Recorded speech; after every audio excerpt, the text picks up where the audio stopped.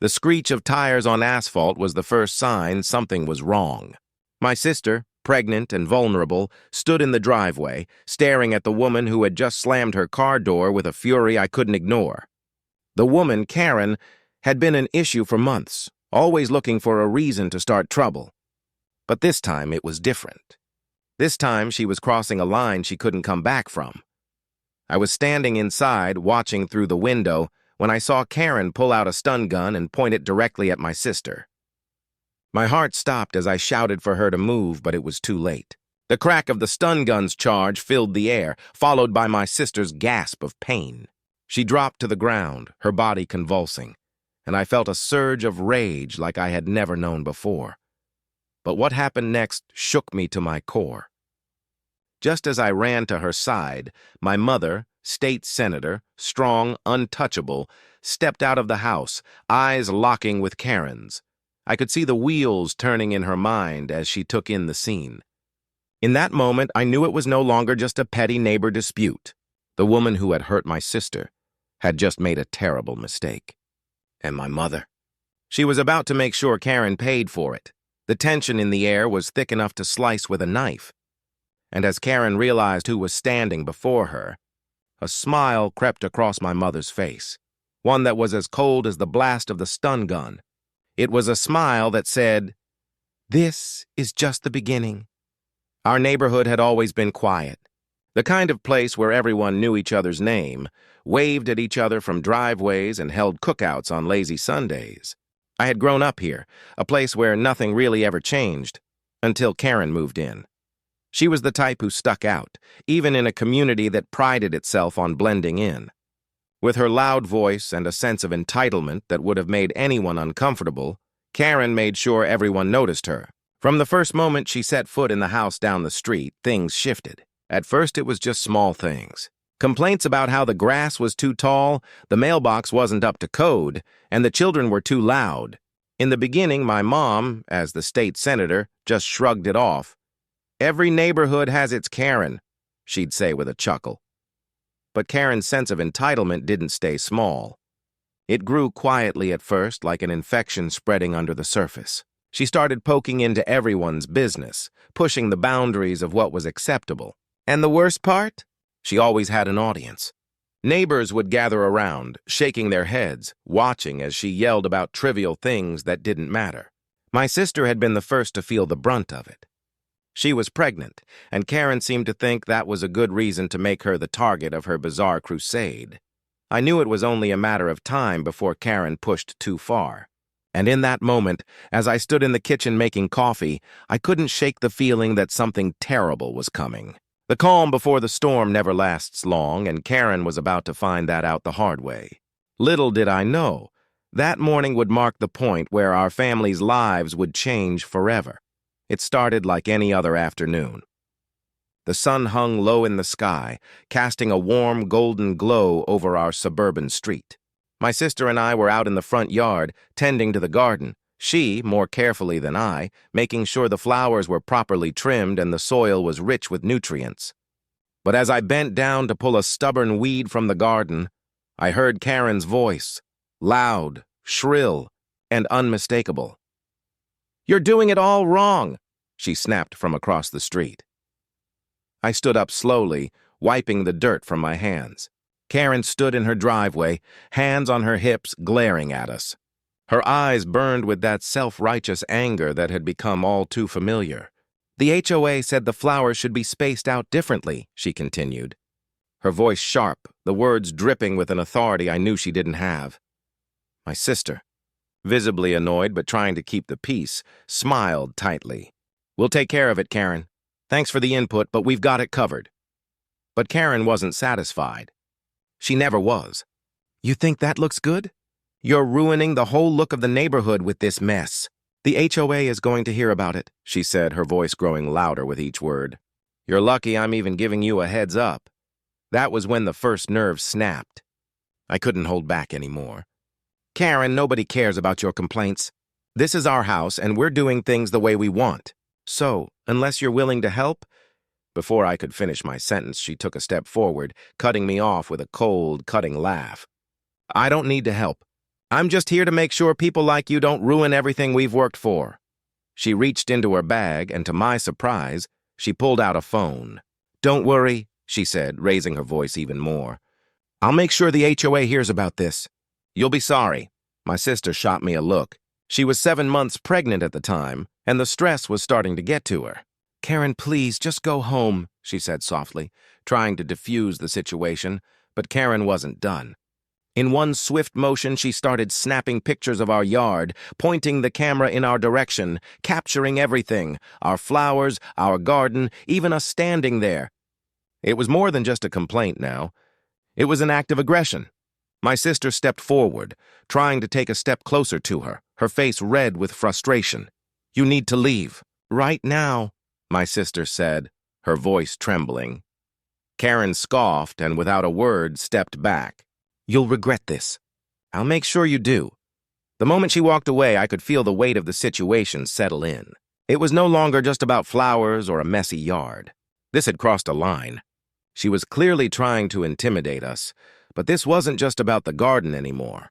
It was about control, and Karen was determined to take it.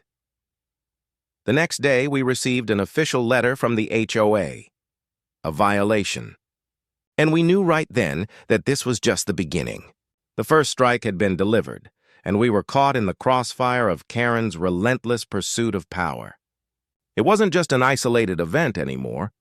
The entire neighborhood was watching, and the divide between us and Karen's supporters was growing wider by the hour. What had started as a simple conflict over flowers had ignited something far more dangerous.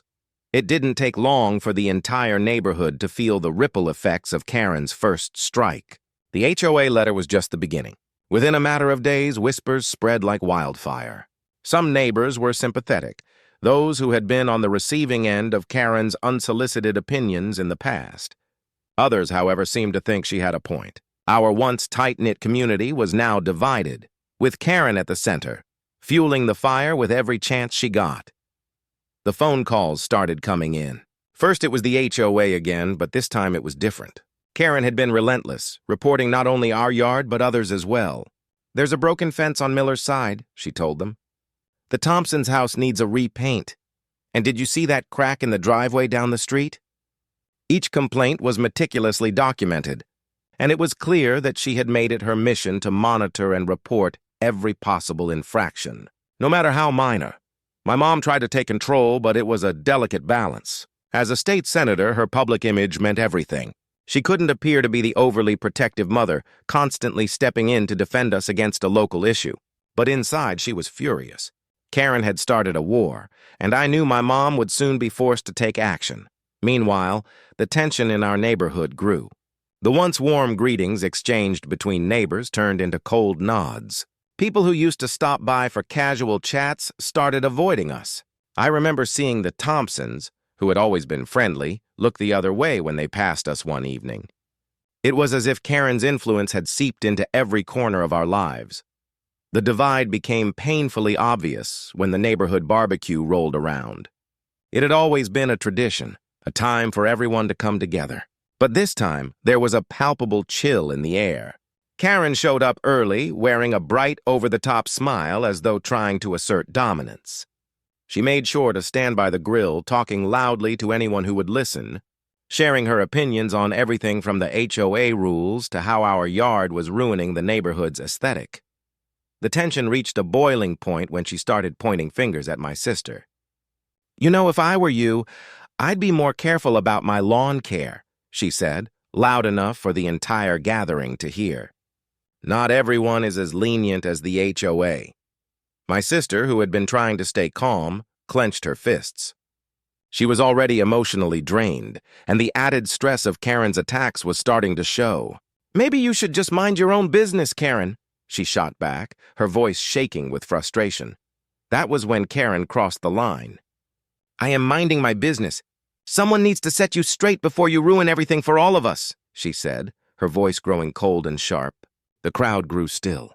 The moment hung in the air, thick with tension, and then, just as quickly, people started to slowly back away, creating a gap between us and the others. Karen had done it again. She had divided us even further. It wasn't just a petty neighborhood dispute anymore. It was a battle for control, and Karen was playing it to perfection. As much as my mom wanted to step in, to put an end to it, she knew that making a public stand might only escalate things further. Our family was now caught in the center of a war we didn't ask for, with Karen acting as both the instigator and the judge. And with every passing day, the rift between us and the community seemed to grow wider. It wasn't long before Karen's actions reached a tipping point. The small, everyday annoyances that we had been brushing off started to compound, making it impossible to ignore any longer. The complaints to the HOA had turned into a cascade of accusations against us.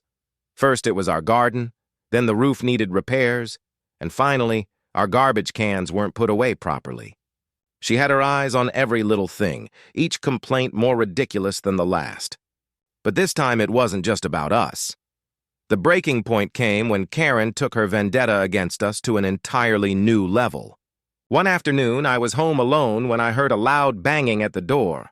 When I opened it, I found Karen standing there, phone in hand, grinning like a cat who had just cornered a mouse. "This is the last straw," she declared, her voice dripping with satisfaction. "You've got a broken window, and it's a safety hazard. I'm calling the authorities." I was taken aback. The window wasn't even cracked, just slightly ajar from the wind. "Are you serious?" I asked, trying to keep my voice calm, but inside I could feel the heat rising. "Oh, I'm very serious," she replied, her eyes narrowed in that self-righteous glare she had perfected. "And don't think I don't know about the noise complaints. I've got your entire block watching you. You're disrupting the peace." I slammed the door shut, fury rising in my chest. Karen had become something worse than a nuisance. She had become a force bent on destroying everything that made this neighborhood feel like home. I called my sister, who was still pregnant at the time, and she could hear the frustration in my voice. "Just wait until Mom finds out," I said, my voice tinged with a sense of impending danger. "This is escalating too fast. She's going to push back hard." As I hung up the phone, I felt that familiar tension tighten in my stomach. My mother, the state senator, had always been a woman of power and influence. She'd managed to navigate political battles without breaking a sweat, but I knew this was different.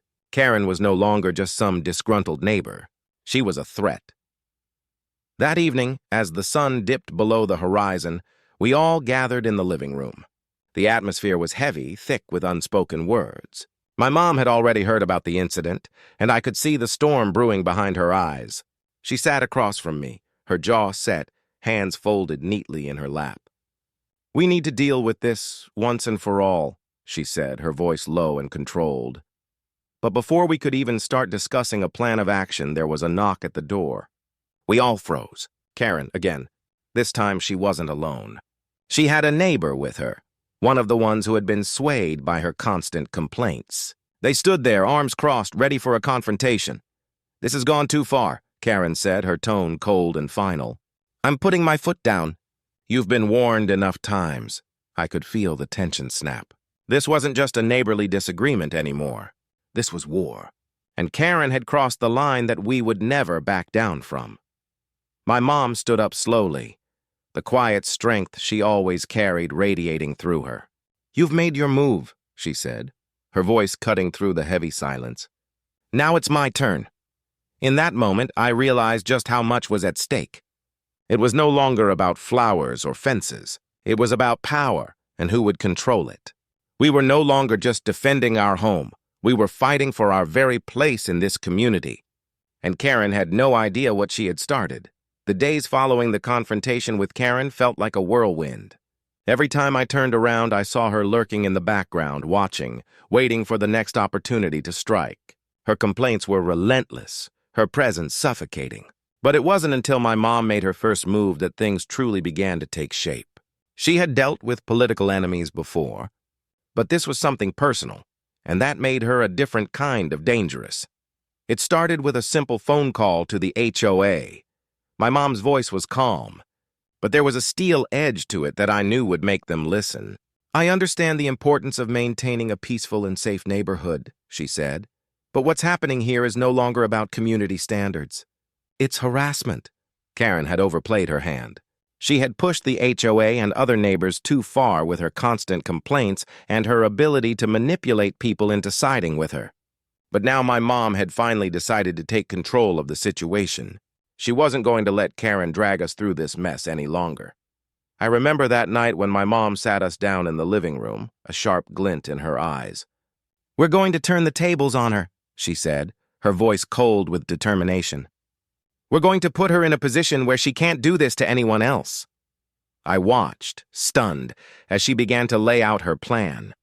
It wasn't just about getting Karen out of our lives. It was about making her face the consequences of her actions. Karen had crossed a line, and my mom wasn't going to let her get away with it. She had contacts, the right people in the right places, and we had the law on our side. We began to gather evidence, quietly and methodically. My sister, though still pregnant, became involved, recording Karen's outbursts, taking note of every word she said, every time she trespassed on our property or made an inappropriate complaint. It was tedious work, but it was necessary. The trap was set, and the more we gathered, the tighter it became. But the turning point came when we discovered that Karen wasn't just a petty neighbor. She had something more to hide. One afternoon, as I was reviewing some of the recordings, I noticed something strange. In one of the videos, Karen was speaking to a neighbor, talking about how she had been working behind the scenes to make sure we were held accountable for every little mistake. That was when the pieces started falling into place.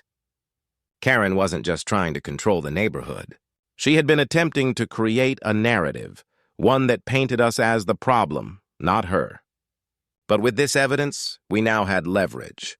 Karen had become the villain in her own story, and we were going to make sure she understood that she was no longer in control. My mom knew the moment had come to take action. It was no longer about defending ourselves. It was about taking Karen down before she could do any more damage. We had everything we needed. The trap was set, and there was no turning back now. It all came to a head one fateful afternoon. The kind of day you never forget. The air was thick with the oppressive heat of late summer, and the cicadas hummed endlessly in the trees. My sister, swollen with pregnancy, had gone to the mailbox when the unthinkable happened. I was inside flipping through some papers when I heard her scream. It was a sound that tore through the calm of our house like a knife. Without thinking, I bolted out the door, panic setting in as my heart began to race. When I reached the driveway, I saw Karen standing over my sister, a look of satisfaction painted across her face. My sister was crumpled on the ground, gasping for breath, her hands clutching her stomach. It took me a second to process what was happening. Karen was holding a stun gun, the device still sparking faintly in her hand. "You should have stayed out of it," Karen sneered, her voice laced with venom. "This is your fault." "Maybe now you'll learn to keep your nose out of my business." I froze. The rage surged up in me like wildfire, blinding every rational thought. Karen had just shocked my sister, my pregnant sister, with a stun gun, leaving her on the ground writhing in pain. My first instinct was to rush to her side, but my eyes stayed locked on Karen, who was watching us with cold satisfaction. Before I could even move, I heard the unmistakable sound of footsteps. My mother, ever the composed woman, walked out of the front door, her expression unreadable. When her eyes fell on the scene before her, I saw the muscles in her jaw tighten, her body going rigid with fury. Karen, oblivious to the storm that was about to descend upon her, smirked. "Well, if it isn't the state senator herself, I'm sure you'll back me up on this one. Your daughter's been a nuisance for far too long. It's time someone put her in her place." My mother's gaze never wavered, but I could see the storm brewing in her eyes. She took one slow step forward, the air around her growing charged with an unspoken promise. The kind of promise you never want to test. "Get away from my daughter, Karen," my mother said, her voice ice cold. "You've made a grave mistake." Karen, undeterred, let out a mocking laugh. "What are you going to do about it? Call the police?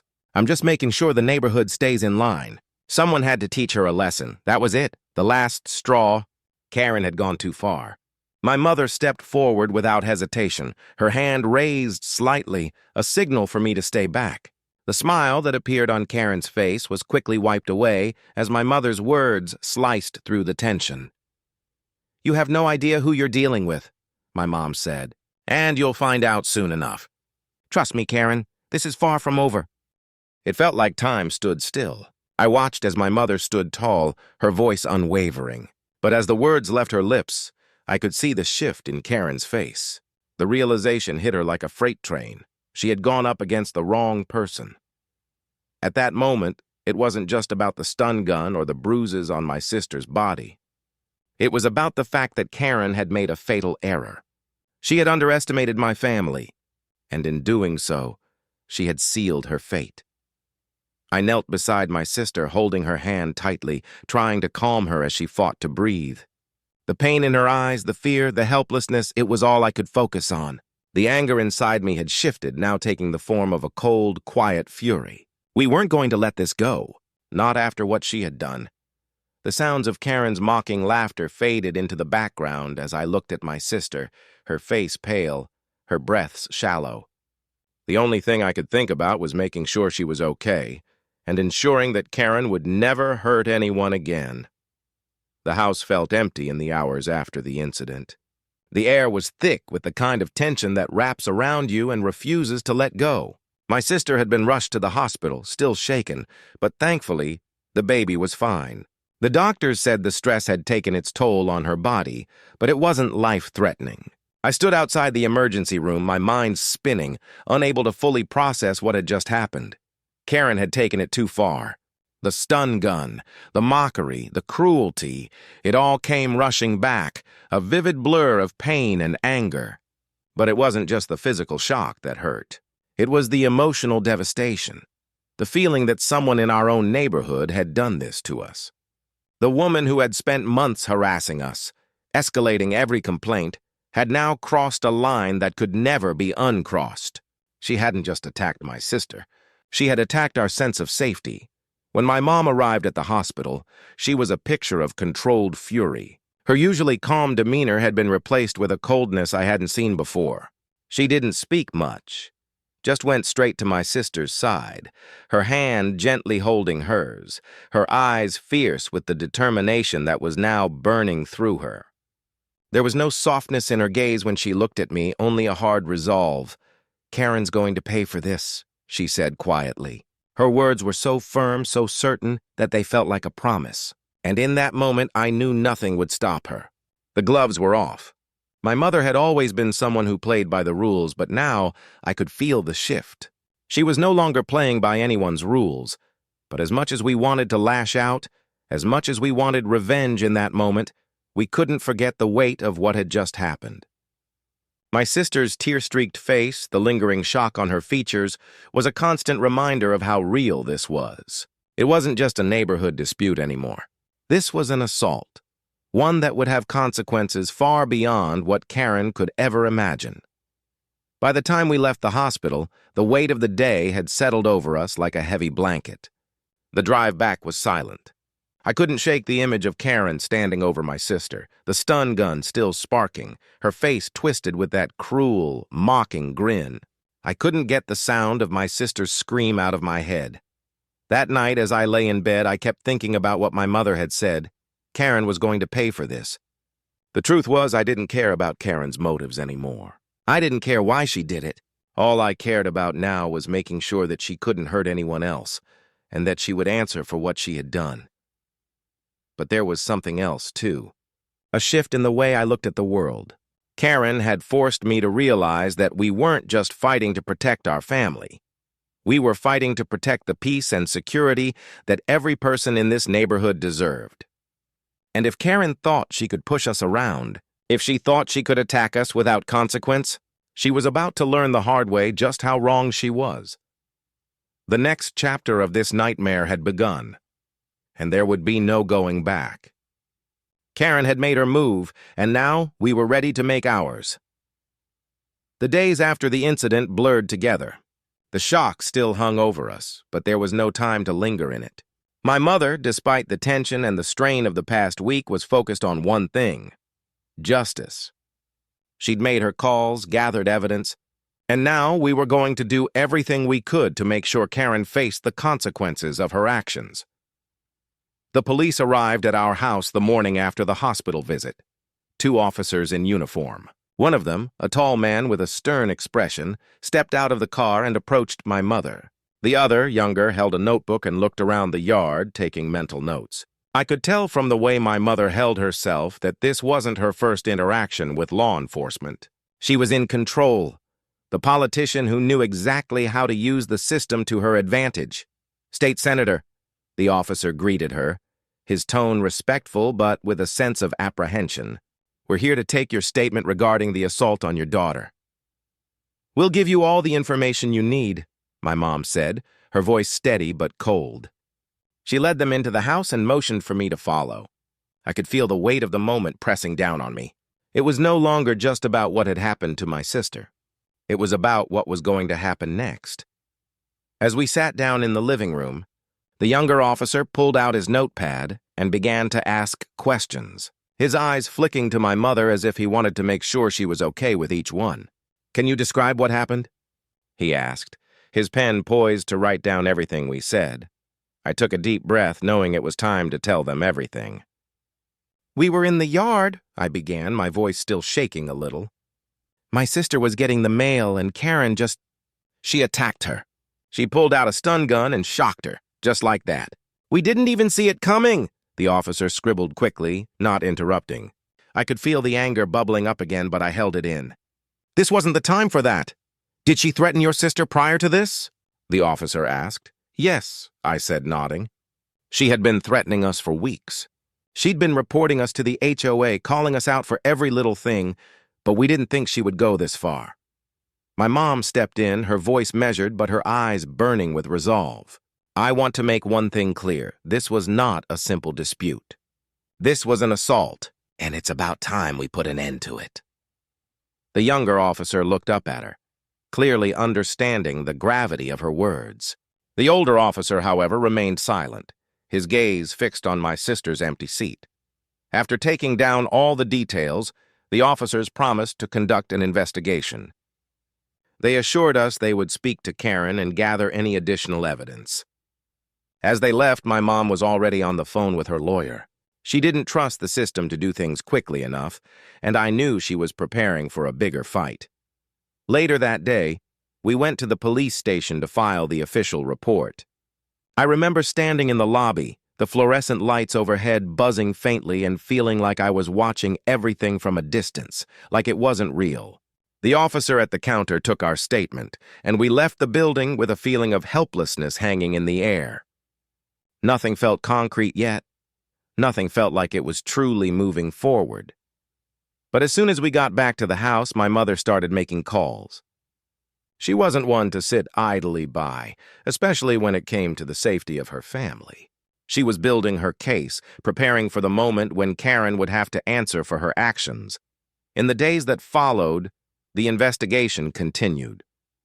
The police spoke to the neighbors who had witnessed Karen's behavior. The testimonies were mixed. Some stood by her, others were too afraid to say anything. But the evidence was there. The stun gun, the hospital records, the harassment reports from the HOA, it all pointed to the same thing. Karen had crossed a line she couldn't undo. The fear that had loomed over us for so long started to shift into something else. Resolve. We had been victimized, but we weren't going to let it stand. Every phone call, every meeting, every step we took felt like we were getting closer to justice. The ball was rolling and Karen's time was running out. The police assured us they were building their case, but as the days passed, the tension only mounted. The more I thought about Karen, the more I realized something. She hadn't just hurt my sister. She had made this personal. And now the battle for our peace was about to go public. The next stage of this war would be fought in a place where Karen couldn't hide behind her manipulation and lies. The courtroom was coming, and it was going to be the ultimate test. The day of the trial arrived with an air of finality, a sense that we were standing on the edge of something irreversible. The courtroom was quiet, its high ceilings and cold walls making the space feel even more imposing. My mother sat beside me, her usual calm demeanor replaced with a tense focus that seemed to radiate from her. As a state senator, she had dealt with countless political battles. But this was personal, and she wasn't about to let Karen off the hook. We entered the courtroom and took our seats, and I could feel the weight of every pair of eyes on us. The air was thick with anticipation. Karen was already seated on the other side, her arms folded across her chest, looking as smug and self-assured as ever.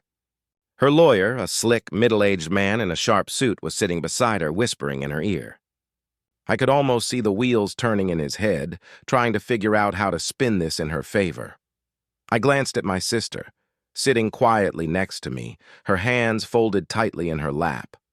The bruises from the stun gun were still visible on her arms, and I could see the exhaustion in her eyes. The trauma of the attack was still fresh, and I knew it would take time to heal, not just physically but emotionally. The judge entered, and the room immediately fell silent. He was a no-nonsense type, his expression stern as he sat at the bench. As he called the court to order, I felt a cold chill run down my spine. This was it.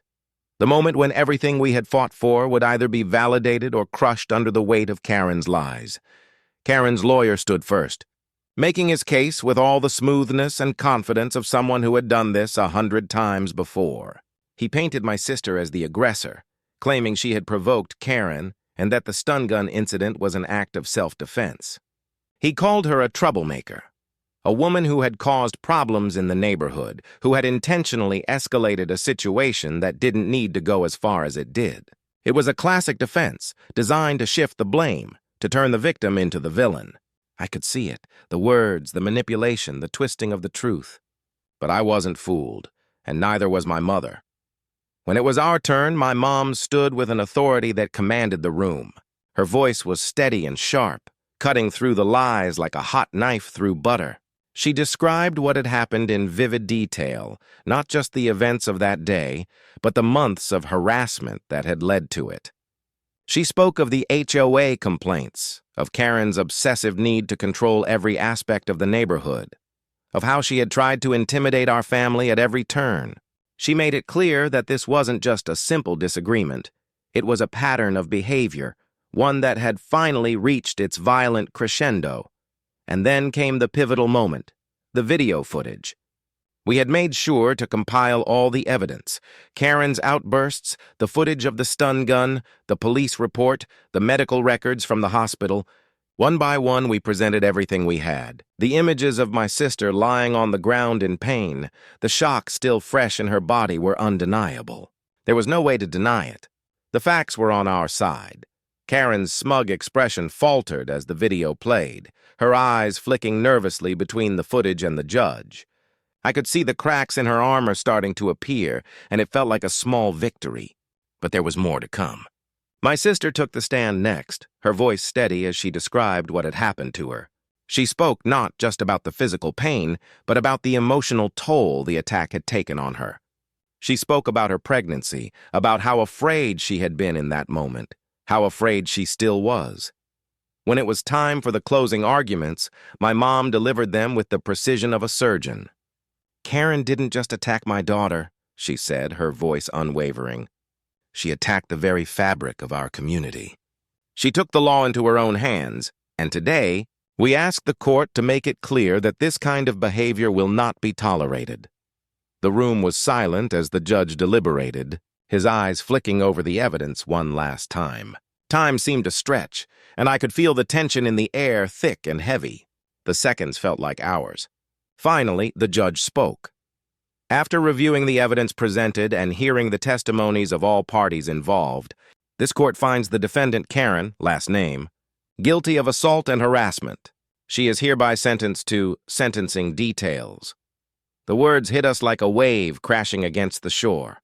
My sister let out a quiet breath of relief, her shoulders sagging as though a weight had been lifted from them.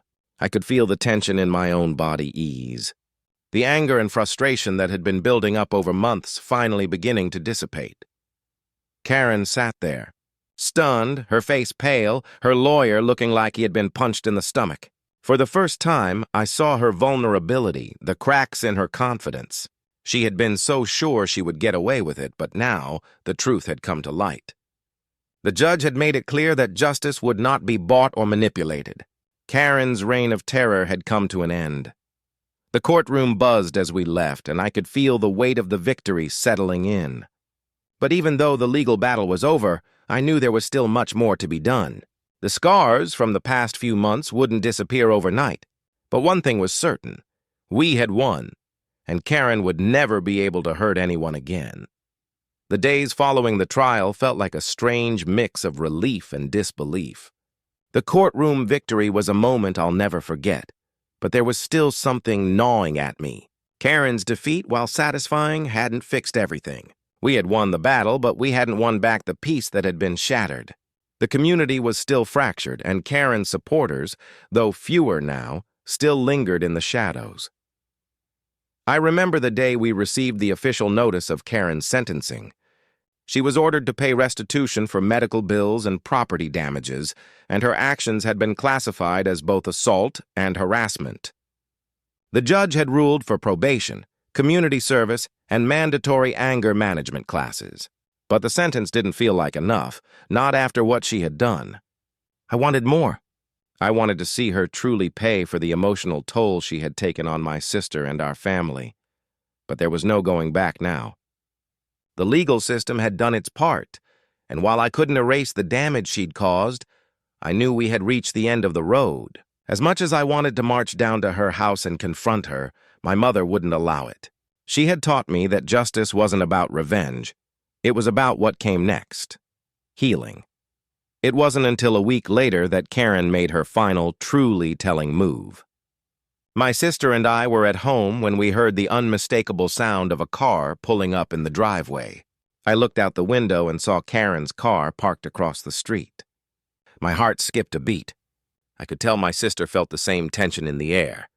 We had both been dreading this moment. Karen stepped out of her car slowly, her posture stiff and uncertain. She had lost her earlier bravado. The woman who had once walked through this neighborhood like she owned it now looked like a shell of herself. She hesitated at the foot of our driveway, her eyes flicking between the house and the ground, as if she couldn't find the courage to approach us. My mother, ever the picture of composure, was the first to step outside. She walked slowly toward Karen, every movement deliberate, measured. There was no anger in her step, only a quiet, controlled resolve. My sister and I followed behind, standing by the door, watching from a distance. "Karen," my mom said, her voice steady but firm. "This isn't over. The court has done its part, but you need to understand this. You can never hurt us again." "Not in the way you did." Karen opened her mouth, but no words came out. She swallowed, her eyes still avoiding my mother's gaze. After a long pause, she finally spoke, her voice barely above a whisper. I'm sorry. I shouldn't have done it. I was wrong." The words were hollow, and they didn't sound like they carried the weight of true remorse. But it didn't matter anymore. Her apology, if that's what you could call it, wasn't for us. It was for herself. My mother didn't flinch. She stood there unyielding, her eyes locking with Karen's. "This apology means nothing, Karen. You've caused too much pain for it to mean anything now. You've taken enough from us." Karen looked like she was about to say something else, but my mom raised her hand, stopping her. "I don't need an apology from you. I need you to leave, and I need you to understand that we're done with this. I don't care about you anymore. I care about moving forward, about protecting my family and the peace we've worked so hard to build." There was a long, uncomfortable silence as Karen looked at the ground. Finally, she nodded, almost imperceptibly. Without another word, she turned and walked back to her car, getting in without a glance back. As she drove away, I realized something I hadn't fully understood before. Karen's actions had never been about us. She had been fighting her own battles, using us as a way to gain control. But in the end, she had nothing left. No power, no support, no allies. The moment she crossed that line, she lost everything. My mother turned to us, her expression softening. "We've won," she said, the weight of those words sinking in. "Now we move on." We stood there for a moment, watching Karen's car disappear down the street. The neighborhood felt different now. Quieter, yes, but also freer. It wasn't just about the victory in court. It was about reclaiming our lives from the grip of fear and manipulation. The rift in the community would take time to heal, but we had already taken the first step. And as we walked back into the house, side by side, I knew that no matter what Karen did next, our family would be okay. The worst was over, and we were ready to move on. The days after the confrontation with Karen were quiet, almost surreal. The tension that had plagued our neighborhood for so long began to dissipate, but the scars of what had happened remained etched into the fabric of our lives. Healing wasn't immediate. It couldn't be. The trauma Karen had caused, especially to my sister, wasn't something that could be erased by a courtroom victory or an empty apology. But time, as it often does, began to work its magic. My sister, though still dealing with the emotional aftermath, started to regain her sense of peace. She took long walks, spent time with family, and slowly allowed herself to trust again. The pregnancy was still a delicate journey, but each day brought her a little more strength. I watched her, amazed at how she handled everything with quiet grace, even as the memories of Karen's attack still haunted her. As for my mother, the weight of what had happened began to lift. She had been the pillar of strength for us throughout the entire ordeal, but even she needed time to let go of the lingering anger.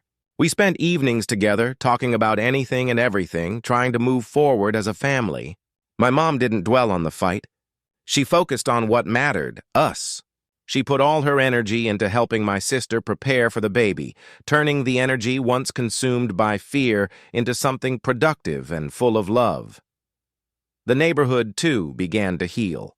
The whispers and divided loyalties slowly faded, replaced by a new sense of unity.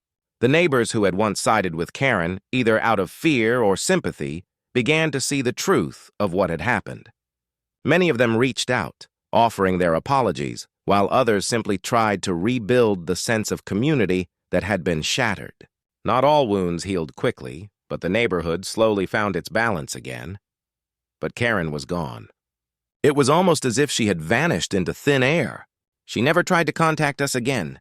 The HOA, which had been her platform for control, distanced itself from her, and it wasn't long before she moved away. There was no dramatic departure, no final confrontation. She just faded into the background, a distant memory of a time we would rather forget.